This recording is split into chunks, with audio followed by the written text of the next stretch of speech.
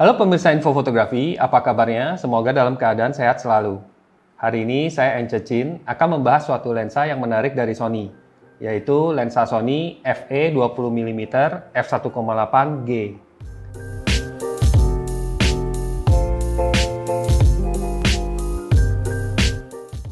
Lensa ini adalah lensa yang tergolong kategori ultra wide atau sangat lebar. Lensa ini dirancang untuk kamera mirrorless yang sensornya full frame seperti Sony A7 Mark III ini ya, dan juga Sony A9. Tapi kalau kita mau menggunakannya di kamera Sony yang bersensor APS-C seperti Sony A6400 ini, ya bisa juga. Tapi nanti sudut pandangnya tidak selebar kalau dipasang di full frame. Kira-kira sekitar 30 mm lah ekuivalennya. Lensa ini adalah lensa yang biasanya digunakan untuk fotografi yang membutuhkan untuk merekam area yang luas, seperti fotografi landscape atau pemandangan. Karena bukaannya sangat besar, lensa ini juga cocok untuk foto di malam hari, seperti foto astrofotografi atau foto bintang. Lensa ini juga cocok untuk urban fotografi, yang merekam aktivitas orang-orang di perkotaan dengan latar belakang gedung pencakar langit yang sangat tinggi. Untuk video, lensa ini juga cocok, terutama untuk teman-teman yang suka travel vlogging, di mana kita ingin menunjukkan latar belakang di mana kita berada. Lensa ini juga bisa merekam video di kondisi yang sangat gelap, berkat bukaannya yang sangat besar, yaitu f1.8. Halo teman-teman, sekarang saya sudah berada di luar, dan kondisinya sudah mulai gelap ya, sudah hampir jam 7. Nah, di sini saya nggak khawatir karena saya lagi tes lensa yang bukan besar ya, 20mm f1.8. Jadi di kondisi gelap pun kita bisa dapat cahaya yang cukup berlimpah. Nah, sekarang kalau ke teman-teman perhatiin, luas sekali ya latar belakangnya. Jadi lensa ini punya karakter yang bisa bagus untuk merekam travel vlogging misalnya, yang misalnya pemandangannya sangat indah di belakang. Dan juga kalau kita lihat wajah saya fokus, latar belakangnya agak sedikit blur ya, karena bukaannya yang begitu besar, f1.8. Mumpung kita sudah di luar seperti ini, ada bagusnya kita langsung tes aja autofokusnya. Gimana, apakah dia tetap bisa mengunci wajah dan mata saya. Nah, karena kita nggak ragu dengan kameranya, tapi lensanya bagaimana, motornya apakah bisa ngikutin. Saya akan bergerak ya, nah teman-teman bisa lihat sendiri.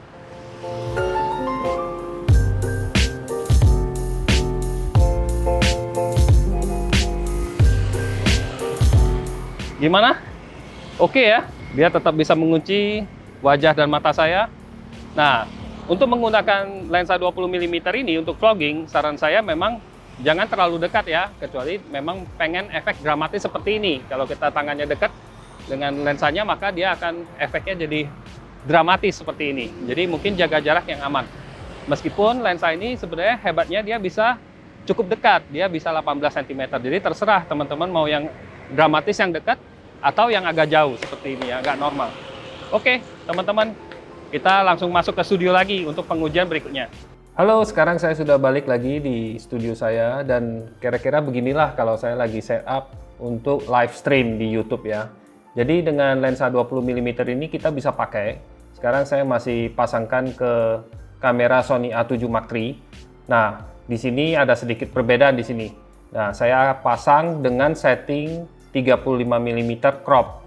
Jadi sebenarnya ini adalah menyerupai lensa 30mm ya, karena 20mm itu agak terlalu luas menurut saya. Jadi nanti saya akan tunjukkan juga yang 20mm kalau sepenuhnya di full frame itu seperti apa. Nah, cobain kita ganti modenya dulu ya. Nah, sekarang saya pakai mode yang normal ya, yang 20mm.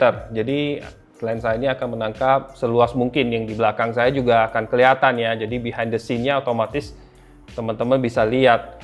Nah, di 20mm ini kalau dipasang di full frame memang terkesan luas banget. Jadi meskipun saya jaraknya hanya sekitar 1 meter, tapi latar belakangnya semua kelihatan. Nah, ini cocok sekali bagi teman-teman yang mungkin bikin YouTube atau bikin video, tapi pengen latar belakangnya kelihatan dengan jelas. Misalnya mungkin latar belakangnya bagus, kalian sudah tata, banyak barang di belakang yang mungkin keren-keren seperti lampu studio, mungkin ada prop-prop seperti kamera-kamera tua, atau rak buku yang penuh dengan buku-buku yang keren-keren, itu bisa bagus. Tapi kalau teman-teman cuma pengen yang standar, yang nggak terlalu luas latar belakangnya, Bisa jadi menggunakan yang crop 35 mm sehingga teman-teman akan dapatin kurang lebih focal length yang 30 mm.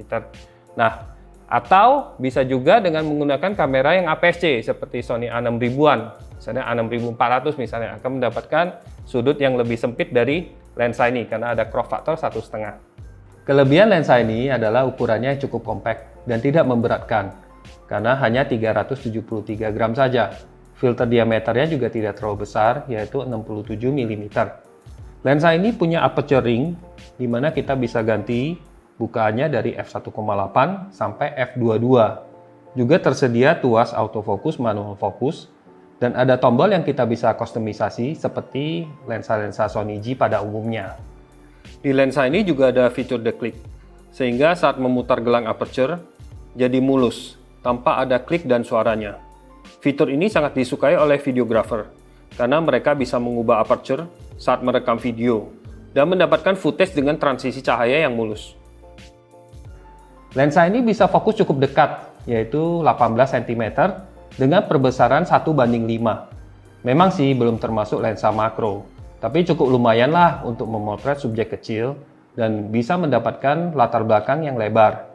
Dan juga bisa membuat latar belakang blur atau bokeh kalau kita memilih bukaan yang besar, yaitu f1,8-nya. Lensa ini juga sudah weather shield. Dia punya rubber gasket yang tipis di bagian belakang lensa untuk melindungi bodi kamera dari kemasukan debu atau air, sehingga teman-teman bisa merasa aman saat menggunakan lensa ini di kondisi ekstrim, seperti di pantai atau di padang gurun. Yang ingin membeli lensa ini kemungkinan besar akan tertarik dengan beberapa lensa yang lain, misalnya Sony GM24 1,4, Tamron 20 mm f2.8 makro, Zeiss Batis 18 mm f2.8.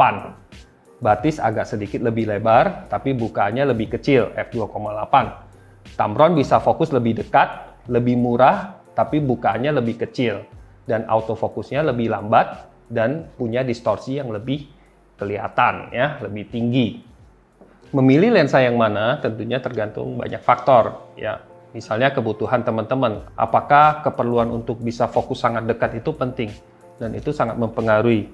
Kalau kita butuh lensa yang ya bisa dibilang all around lens, ya, yang dimana kita bawa untuk travel, tentunya Sony 20 mm 1,8 ini menurut saya sangat worth it karena harganya tidak terlalu mahal seperti lensa GM, tapi dia sudah cukup lebar dan bukaannya sangat besar f1,8. Ideal sekali bagi teman-teman yang suka motret di kondisi yang sangat gelap. Untuk kualitas gambarnya, performa lensa ini sangat baik. Kita bisa cukup dekat motretnya, sehingga latar belakangnya bisa blur sekali. Seperti yang teman-teman lihat di foto daun ini. Hanya saja karena bukaannya sangat besar, yaitu f1,8, pinggiran daun menjadi tidak tajam. Supaya mendapatkan daun yang lebih tajam, saya menutup bukaan ke f2 dan f2,8. Latar belakang berkurang blurnya, tapi ketajaman di titik fokus menjadi lebih baik. Lensa 20 mm ini paling seru untuk merekam pemandangan yang luas, seperti awan di foto ini. Bisa juga untuk foto arsitektur. Di sini saya foto di depan markas info fotografi.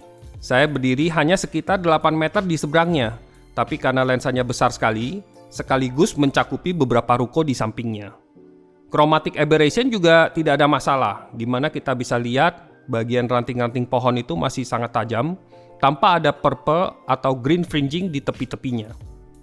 Saat melawan sumber cahaya yang kuat seperti matahari, biasanya kalau kita menggunakan lensa yang kurang baik, akan muncul flare. Tapi di lensa yang ini, cukup baik karena hanya sedikit flare dan warna dan kontras gambar masih tergolong baik. Untuk foto subjek manusia, lensa ini juga bisa digunakan. Tapi hasilnya agak berbeda karena ada distorsi atau cembung. Tapi uniknya lensa ini karena punya bukaan yang sangat besar, maka latar belakang bisa juga jadi blur, seperti lensa dengan jarak fokal yang lebih panjang. Mudah-mudahan info yang saya sampaikan bisa membantu teman-teman untuk memilih lensa ultra wide angle untuk kamera mirrorless Sony Alpha, ya. Sampai jumpa di review lensa yang berikutnya. Bye-bye!